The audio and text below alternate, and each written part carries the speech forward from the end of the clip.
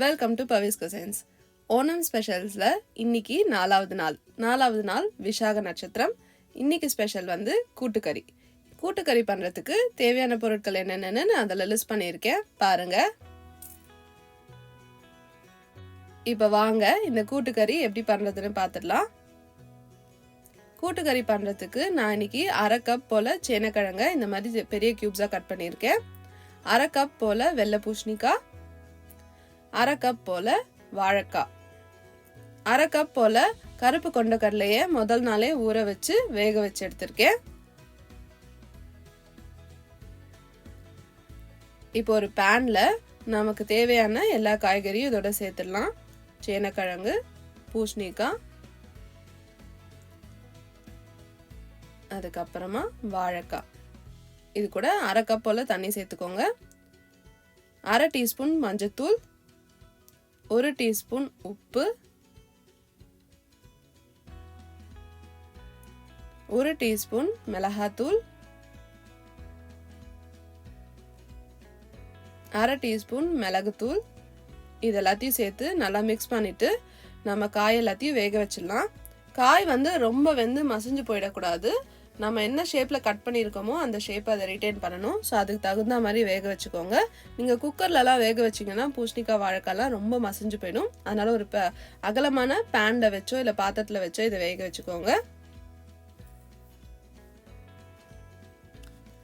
இப்போ காய்கறி எல்லாம் வெந்துட்டு இருக்க டைமில் நம்ம இந்த கூட்டுக்கு தேவையான தேங்காய் அரவையை அரைச்சிடலாம். ஒரு மிக்ஸி ஜாரில் 1/2 கப் போல் தேங்காய், 1 டீஸ்பூன் ஜீரகம் சேர்த்து கொஞ்சமாக தண்ணி சேர்த்து இதை நம்ம நல்லா ஸ்மூத்தாக அரைச்சி எடுத்துடலாம். பாருங்கள், இவ்வளோ நல்லா ஸ்மூத்தாக அரைச்சிருக்கு. கொஞ்சம் கட்டியாகவே அரைச்சிக்கோங்க, ரொம்ப தண்ணி சேர்த்து அரைச்சிடாதீங்க. இப்போது நம்ம சேர்த்துருக்க காய் எல்லாமே நல்லா வெந்து சாஃப்டாக ஆரம்பிச்சிருச்சு. இந்த ஸ்டேஜில் நம்ம ஏற்கனவே அரைச்சி வச்சிருக்கிற தேங்காய் ஜீரகத்தை இதோட சேர்த்துடலாம்.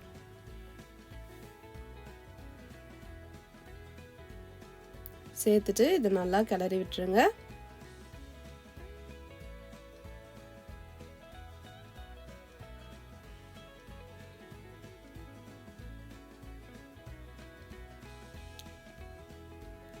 கூட்டுக்கறி நல்லா கொதிக்க ஆரம்பிச்ச டைம்ல இதுல 1/2 கப் போல வெல்லம் சேர்த்துடலாம். வெல்லம் நல்லா உருகினதும் நம்ம ஏற்கனவே வேக வச்சிருக்கிற கொண்டக்கடலையும் இதோட சேர்த்து நல்லா மிக்ஸ் பண்ணிடுங்க. அடுப்பை மீடியம் ஃப்ளேமில் வச்சுட்டு இதை வந்து கொஞ்சம் நல்லா கொதிக்க விட்டுறலாம். இந்த கூட்டுக்கறி கொதிச்சுட்டு இருக்க டைமில் இன்னொரு அடுப்பில் ஒரு பேனை நல்லா சூடாக்கிக்கோங்க. 2 டேபிள் ஸ்பூன் போல் தேங்காய் எண்ணெய் சேர்த்துக்கலாம்.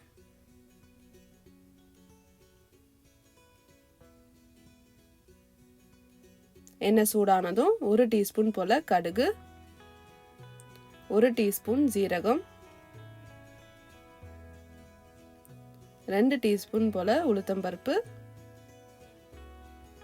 1 கம்பு கருவேப்பிலை, 2லேருந்து 3 காய்ந்த மிளகாய். இது எல்லாத்தையும் நல்லா தாளிச்சிடலாம். நம்ம சேர்த்துருக்க உளுத்தம்பருப்பு கொஞ்சம் நல்லா பொன்னிறம் ஆற அளவுக்கு இதை நல்லா வறுத்துக்கோங்க.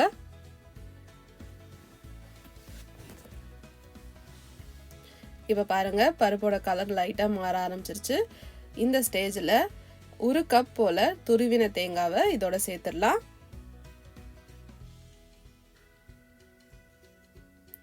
தேங்காய் சேர்த்ததும் இதை நல்லா வறுத்துடலாம். தேங்காய் வந்து நல்லா டார்க்கான நிறத்துக்கு மாறணும். நல்லா டார்க் ப்ரௌன் ஆற அளவுக்கு அடுப்பை நல்லா மீடியம் ஃப்ளேமில் வச்சுட்டு இதை நல்லா வறுத்துட்டே இருங்க. இப்போ பாருங்க எந்த அளவுக்கு நல்லா ப்ரௌனாக இருக்கு. இந்த ஸ்டேஜில் நம்ம கொதிக்க வச்சிருக்கிற அந்த கூட்டுக்கறியை இது கூட நம்ம சேர்த்துடலாம். ரொம்ப கருக விட்டுறாதீங்க. இந்த மாதிரி நல்லா பொன்னிறம் ஆகணும்.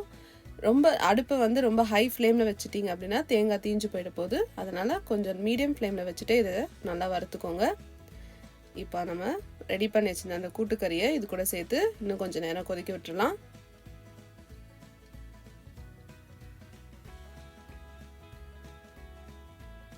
இப்போ இதை நல்லா மிக்ஸ் பண்ணி விட்டுருங்க.